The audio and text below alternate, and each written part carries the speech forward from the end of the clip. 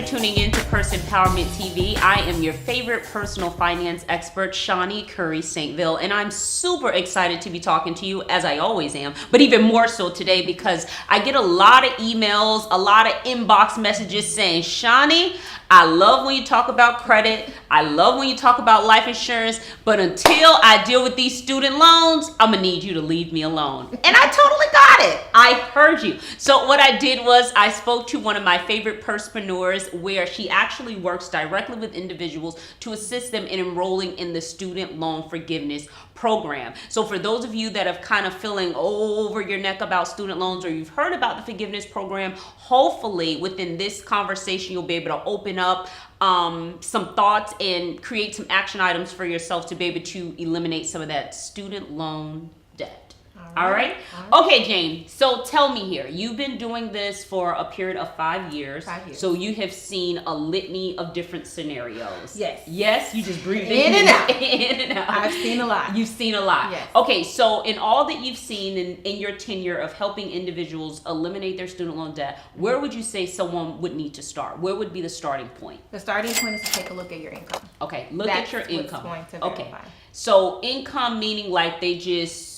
Tell me about that. What do? You're looking at your net income, you're looking at your tax returns. What are you doing to determine what income is? You're looking at your adjusted gross amount to see exactly how much you make per year, how much you're able to bring in to the table to verify what you can afford. Okay, because the program is income based. Income based. Okay, so if you're at what point is it a cutoff point? Can you make too much before you can enroll in the program? No, there's no cutoff point, but there's a point where it just doesn't make sense for you. Okay. There's people that I do have to turn around because your income is too high. Okay. But at the end of the day, what is too high?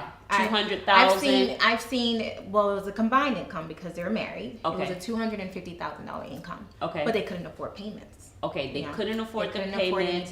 Their payments were $500 a month. Okay, and they made $250,000. Send me. They need to come. Yes, okay, those good. are your customers. All right, so we're starting out here, and the max income is kind of, what is the max? Is there a max? I put a max on it. There is no max. Okay. There is no max. I put a max at least 100,000. Okay. And that's for a single. You know, when you're married, at least 180,000. Okay. Why do you think it doesn't make sense once you're at a higher income bracket? Why does it no longer make sense? Because this program is based upon your income, your family size, and your employer. Okay. So based upon your income and your family size, everyone's coming to me wanting to be at a $0 payment. Okay. Everybody They want me to make magic. They want zero. Okay. Depending, not even caring about where their income is. Okay. They want a $0 payment. They want a zero. Okay. And everybody is not going to get that zero. Not everyone's going to qualify for a $0 payment. So the first thing you're going to do is you're going to look at your adjusted growth income. You're going to look at your AGI to make that determination. You can just pull up your taxes and then that will tell you. So now, is there a minimum income in order to qualify? No. You can be at zero. You can be unemployed. Be at zero. That's even better. You can be unemployed. You can enroll in the forgiveness program. The lower your income, the better. The lower, the better. All righty. So, so once we go ahead and say, all right, I understand my income level, then you said employment was also playing a large role. So where you work, where are some places that you can work where this program really works out for you? If you're a public service employers, basically qualifies for this program. Because it's a public service forgiveness program. So if you're working for any governmental, federal, county, police officers, teachers, correction officers, firefighters, postal workers, they qualify. Yes, in any nonprofit organization. As well. Okay. What about us entrepreneur folk? Can we enroll too? You can enroll. Okay. But you will not qualify for the 121. Okay, so for 120, if like entrepreneurs, people that have their own businesses, self-employment, people that may be working, they can enroll, but they just won't get the benefits of the 120. Okay, of the 10 years. What kind of happens with us? Because I'm not. Basically, what happens is you're gonna basically look away from the public service forgiveness program. You cannot qualify for that. Your outlook would be getting a lower payment. Okay, if you need your loans consolidated, because usually that's what needs to be done with your student loans in order for you to take out a mortgage, refinance a loan. That has to be done. Usually a lot of my clients are trying to take out mortgages and they're running to me for help with their student loans. Because they have way too much student loans to get into a house. Right.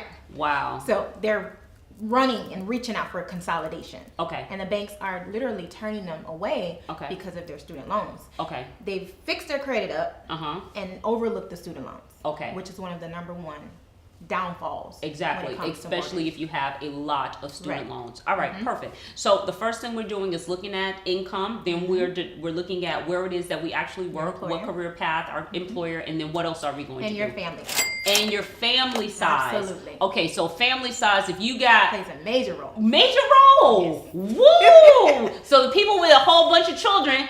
Just come on down over and get forgiven. I love it. All right, good. The more the merrier. That's when it works. All righty. So your family size will actually help you get more benefits. Yes. All right. So people with just one child, they can still enroll, but they're not going to be as happy as the people with 5 kids. Let me explain. Okay, good. There's dependents and there's family size. Got it. Your dependents are who you're claiming on your tax returns as your child or someone that you're supporting financially. That's your dependent. Okay. Okay. And then there's your family size. Okay. Family size is someone that you're supporting financially out of your income. At least 50% of your income is going towards these individuals each time you're paid. Okay. So that can be your mom, your dad, your sister, your brother, your niece, your nephew, your uncle, your cousin, your dog. Not your dog. Not your dog. Okay. I ain't gonna ask about the dog. Okay, so dependents and family size are 2 brackets. Okay, are 2 brackets. Okay, very good. Okay, so we got our income, we know where we work, we got our family size. What are we doing now? Now, we're going to take all of that, turn it together, and we're going to verify what you qualify for as your payment, as your monthly payment. As your monthly payment for the forgiveness program. Right. And in your tenure of working with the forgiveness program, what are you kind of seeing? Are you seeing like 30% reduction, 40% reduction? What's happening?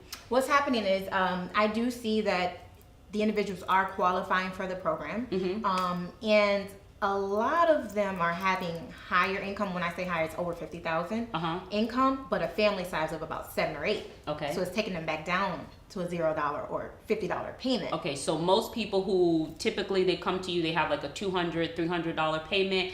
Once they enroll in the program, they're able to drop down their payment to $0. Absolutely. Okay, so every month for 120 months, they making $0 payments, and then what happens? At the end of that 10-year process, the Department of Education comes in, pay off the principal and the interest, no matter the debt amount. All right, so slow down a little bit. Slow down. Okay, so what the actual student loan forgiveness program offers to you. Let's just say hypothetically your payment is $80. Right. You make this $80 payment for 120 consecutive months. At the end of that period, you're done. You're done. Good night, Sprite. Wiped away. Wiped away. That's it. Wow. Yes. Okay. All right. That's good. For all my people that's looking and you're kind of thinking, how am I going to climb out of this? How am I going to do this? How am I going to move on, get the business, get the house, and start moving on? This is absolutely a opportunity for you. I'm super excited. Okay. Alrighty. Now, let's just say they didn't do none of that you said. Right. And they's like, listen, okay, I want the student loans to leave me alone, right? They didn't come, they didn't hear this, and they're just getting it now. And now they're getting their wages garnished. Right. And they are getting their income tax. They say, Sally said, let me get that check. Took it away. When your taxes are being garnished, you're fine. Okay. I can help you as if I'm helping someone else. When your taxes are being garnished, meaning when you go and file your taxes and then you don't get a check in the mail and then you call them and you say, where's my check? And they say, you ain't getting no check this year. Right. Okay, great. Right. I can stop that. You can stop that from happening. I can stop it from happening. If it's happening, I can stop that. I can turn it off. We will start over. Okay. And we'll get you your taxes the following year. Okay, good. The following year. Not this year. Not this year. I can take it back. Once it's done, it's done. But if you reach out before they reach in, you'll be okay. Okay, got it. Alrighty, so if the wages have been garnished, what about just wage being garnished? Because usually what happens first? Is it your income tax? First. Your taxes first. So if you don't pay your student loans, you're at risk for getting your taxes snatched. Yes. Okay, because that happens first. That's first. And then the next thing that happens is, that's like warning. Oh, yeah. Okay. Then we want our money. And then we're gonna take it. All right. And then the next thing to take place is that they start taking your wages. Yes, your employer will be notified first. Okay. They'll be notified that it will Now, how much of your wages can they take if you just say, you know what, I'm not paying? At least 15 to 25%. They can take 15 to 20% of your income. Just like that. Just like that. Okay, got it. All right, so we got what happens if you don't do anything, and then you get to this point. Some other pointers that you kind of mentioned as we were talking in conversation, you were talking a little bit about the importance of, if you do have student loans, to go ahead and make sure that you have your address updated. Tell me about that a little more. Make sure your address is updated. Number one, it's because the Department of Education does not go searching for your new address. They're not looking for you. Oh, no. They're not going to, no. That's not one thing that they're going to do. No. Okay, so if you got your mama, your auntie, your sister, your cousin, any of them people listed for your that's where it's going. That's where it's going. Okay. Whoever you use, wherever you were living when you started school. And you apply for them student loans. And you went down there and put these address. That's where it's going. It's not going to your new house. Absolutely. It's not going to the penthouse. No. It's not going to the burbs. No. It's going to where you. It's going to grandma's house. Going to grandma's house. That's okay. All right. So that's another thing that you definitely want to do. You want to go ahead and update that information. Immediately. I do hope that this has been helpful for you. We have told you what the student loan program is. We've told you where to go to sign up for it. We told you to make sure that your information is updated as it relates to your address. If you would like to reach out to Jane to have her to answer some of your questions, where can they reach you? Well, they can reach me by phone, also by email. Okay. What's your email address? Email address would be jane.wooden@ymail.com. All right. Well, I do hope that you guys feel richer. If you are feeling a little loaded about your student loans and you want to kind of tell them to leave them alone, this has definitely been one way that you can do that. And as always, if you really, really, really like this video, then like it, share it, and drop that comment. See you next time.